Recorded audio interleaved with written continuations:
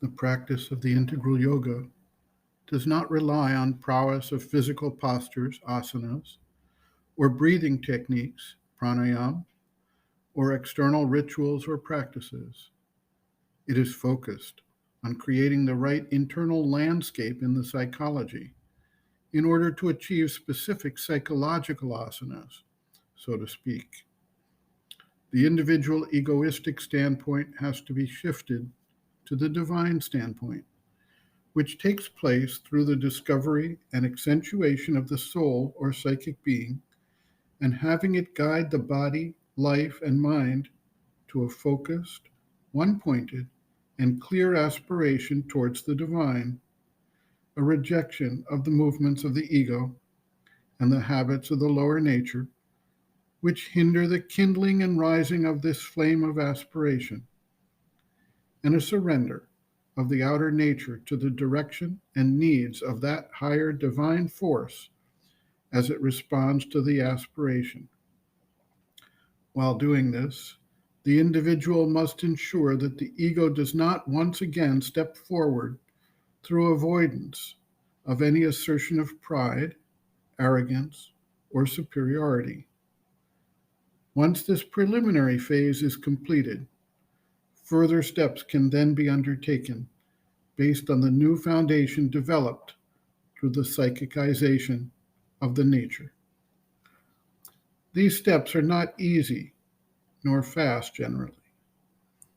There is a considerable amount of inner development required to achieve and stabilize the advent and predominance of the psychic being, not to speak of the later stages that follow.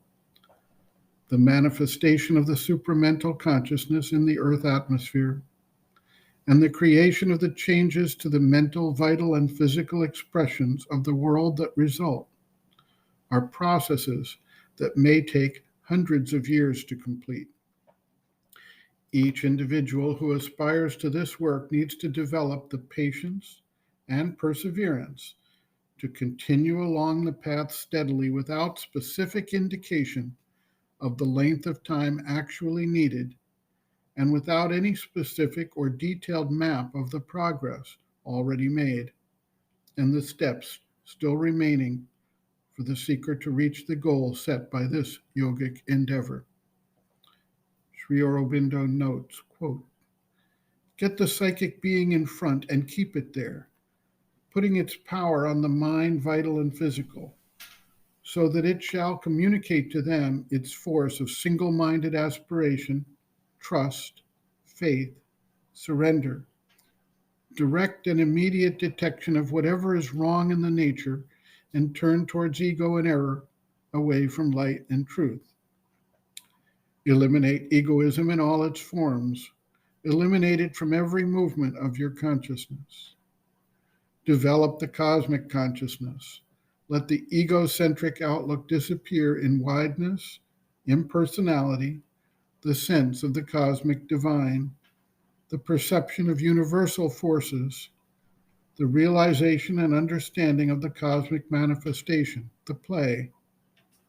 Find in place of ego the true being, a portion of the divine, issued from the world mother and an instrument of the manifestation. This sense of being a portion of the divine and an instrument should be free from all pride, sense or claim of ego or assertion of superiority, demand or desire. For if these elements are there, then it is not the true thing." End quote. Reference: Sri Aurobindo, Integral Yoga, Sri Aurobindo's Teaching and Method of Practice, Chapter 8, The Triple Transformation, Psychic, Spiritual, and Supramental. The Supramental Transformation, pages 229 to 237.